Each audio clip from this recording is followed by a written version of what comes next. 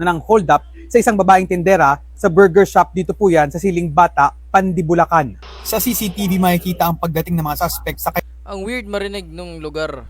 Yung lugar mo, no? Tapos may ganitong balita, tapos masamang balita pa. Ang weird. Pero ito nga, guys. Hold up sa may Siling Bata. Malapit-lapit onti dito sa may amin to. Burger shop. Kawawa, tol. Panoorin natin. sakay ng motorsiklo. Nagpanggap pa sila mga customer at umorder sa biktima. Nang makakuha ng pagkakataon, binuksan ng isa sa mga suspect ang pinto ng tindahan, nagdeklara ng hold up at kinuha ang mahigit 1,000 cash sa kaha. Sumunod sa loob ng tindahan 1,000 cash, saka 1,000. Ay, wala naman sa presyo to, guys, or sa halaga, pero ang kasabwat nito at inagaw naman ng cellphone dito ng sila biktima. naawa dun sa tendera. Nakitagbuno at inabol pa ng biktima. Ay, lumaban pa talaga yung tendero, tol. Nakakatakot yun. Buti hindi siya napano, tol. Pero siguro sa moment na to, imbes na ang nanaig na damdamin sa nagbabantay ay ano nga, guys, tumakbo or mingi ng tulong, ay nakipagbuno pa talaga siya, nakipaglaban pa talaga siya. Biktima ang mga suspect pero mabilis na nakaalis sa lugar ang mga ito sakay ng kanilang motorsiklo. Sa follow-up operation nitong Lunes, Ugs! Okay. Palakpakan mga pulis yon. Credits natin si credit sa kanila yon, nahuli agad. na aresto ang 25 anyos na nagmamaneho ng motorsiklo. Na-recover sa kanya ang motorsiklong ginamit sa krimen pero wala nang natangay na pera at cellphone.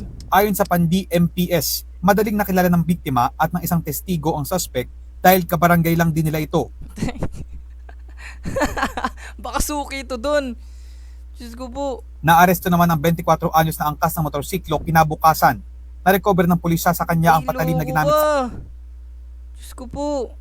Buti hindi nila ay nako, si ate, buti hindi siya sinaksak or krimen. something, guys. Baril na may mga bala at 5 gramo ng hinihinalang shabu. Sa presinto, walang ibang nasabi ang mga suspect kung hindi paghihinang tawad sa biktima. Sana po, mapagpasensya mo po yung Mapagpasensyahan daw, guys. Pasensya na po sa nagawa namin. Pasensya na po sa nagawa namin. Opo. Sir, naluluha ka, no? Nagsisisi ba? Sige, sir. Nagsisisi po, sir. Nagsisisi. Nakasuhan na ng reklamong robbery ang mga suspect habang naharap sa karagdagang mga kaso ang isa sa kanila dahil sa na-recover na baril at droga. Buti nilang nahuli sila agad at lalo na buti nilang hindi na paano yung tendera sa nangyaring to, no? Ayun nga, guys. Sobrang weird marinig nung lugar. Ganon din ba kayo, guys? Yung pag narinig yung lugar nyo, kahit anong balita, mapa good news or bad news, iba lang talaga to kasi di ako pamilyar sa mga gantong balita dito sa amin.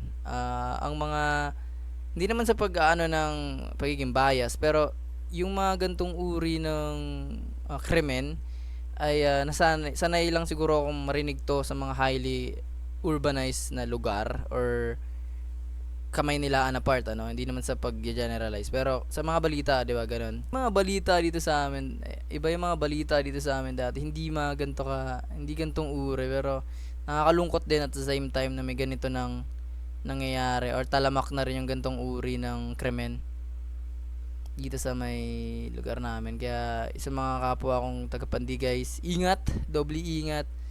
At gusto ko lang i-share kung ganun din ba yung nararamdaman nyo pag narinig nyo yung lugar nyo, kung saan kayo nakatira tapos nasa balita. Mga balita dito dati sa Pandi yung sa may Amana hindi naman siya balita, dyan sila nag-morning show, mga unang hirit, ganun. May mga ganun akong naririnig dati, pero yung mga gantong as in like grabing mga balita na ano, parang weird pa rin every time na marinig yung lugar namin. Minsan lang kaming mabalita at nakakalungkot sa mga gantong alam mo, balita pa talaga. Mga ganong pagkakataon pa talaga. Pero kahit pa paano, medyo good news pa rin. Hindi na paano si ate, no? Hindi siya nasaksak or nabaril or anything na mas worst. Guys, like and subscribe. Join the gaming adventure or the yapping adventure ni B2B. Live ako lagi ng GTA San Andreas tuwing gabi. Hapon hanggang gabi, nagla-live ako. So, abangan nyo, guys. Peace out. B2B out.